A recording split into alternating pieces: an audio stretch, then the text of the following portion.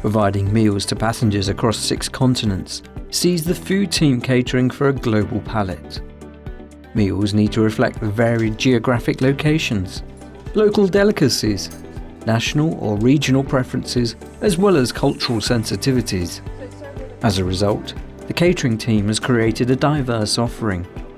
Over 7,000 different menus are produced around the globe in any one year, of which 1,700 are unique and in operation at any one time. They're all highly specialised, constantly assessed, updated and in rotation. That would be good with this setup, wouldn't it? For Sandra Yu and her concept development team, the reviews, tasting and updates of the airline's dishes and menus are the culmination of many months of preparation. Now we've done some pre-work beforehand. We've already pre-selected some dishes, already done some menu development for those dishes. So this is a culmination of that work, and it's sort of an approval process, if you like, to go over each dish, verify that we're happy with the combinations, does it suit the routes that it's been selected on, and then do a final tasting and agree that the spice levels are correct, the seasonings are correct, and the meats or the vegetables selected are adequate for that dish. Because if I load this bulk, I'm worried that if we load it bulk, it won't go with the dish. Yeah. Looks like. So we do have this as a hot, yeah, and will be served with 1, 2, 3. So now we're gonna see the display. Anyway.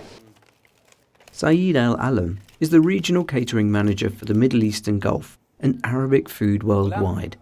He brings nearly 20 years' experience as a chef in some of the leading Arabic hotels and restaurants. For him, such reviews are vital to maintain the quality and authenticity in all the meals, and an opportunity to reflect on the current offerings. Just before coming here today, we just sit and discussed all the feedbacks from everybody on board, from the passengers, from the crew, from the management, from everything.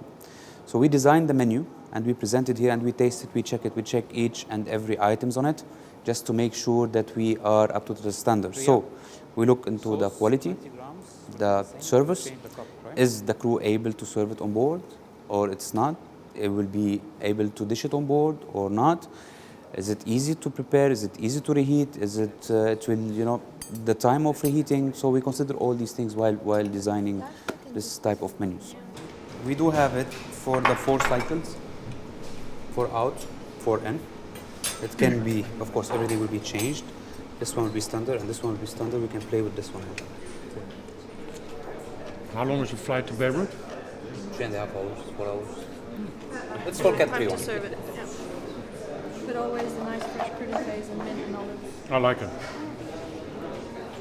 With menus changing monthly or quarterly, the logistical and administrative challenge is enormous. We have an in-house built database system, very much like a recipe book, except just a little bit more detailed.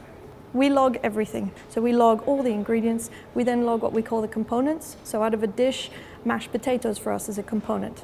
So in one given year, we have anywhere between 10 to 12,000 dishes that are produced, and we have to be able to account for every one of them and be able to give the information to the chefs. This information is not just for our chefs here in Dubai, but they're for our network. We need to be able to advise the chefs what's our expectations.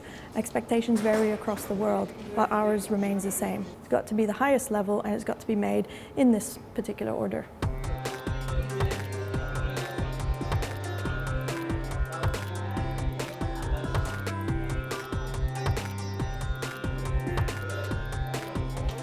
The raspberry and the chocolate garnish will be the same. Ravi Naj is the regional catering manager for the Indian subcontinent. His responsibility covers an area that includes Sri Lanka, Pakistan, Bangladesh, the Maldives, Afghanistan, and of course, India. The 840 different menus in use across the region reflect the huge differences in tastes, preferences, and ingredients. But the challenge isn't simply catering from one country to another. Emirates flies to 10 destinations in India alone, and each has their own unique cooking style, so creating an authentic meal creates a real challenge for Ravi and his team. The spice levels change, the ingredients change from region to region. Obviously, the major distinguishing factor would be the geographical availability of the ingredient. Something on the coastline would be very predominant with coconut. Something on the interior landlocked would definitely be more of an onion and nut-based gravies. the spices available. Some chilies grow much better with the coastal line, some grow much better in the interiors. So north to south will be different, east to west will be different. So we do consider each city and its geographic location to make sure that our cuisine is as natural and as authentic as possible. This one here is a dish that goes to the north. That's Bombay, Delhi, Calcutta. It's only on With the tastings mixed- involving chefs and senior management from all over the world, not every decision is met with universal agreement. Not everyone loves the dishes. A lot of the times what you'll find, especially with very ethnic dishes such as the Middle Eastern or the Indian dishes, for a Westerner, we would look at it and go, oh, the color palette doesn't work. I'm not liking the color palette. However, the flavors are intense and they're actually very traditional. So often you'll find we will have a bit of a debate, and ultimately it will be for that route, is it a suitable product? Is it made authentically? And if the chef, for example, says this is an authentic process procedure, we'll put it on.